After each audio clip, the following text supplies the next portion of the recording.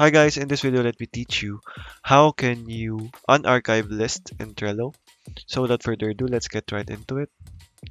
So for this to be unarchived, so for example, we unarchived this list. So to be able to go ahead and see that, uh, you go ahead here in the upper right corner, the three dots, and make sure you go over to archived items, and make sure here on the right side you switch to lists.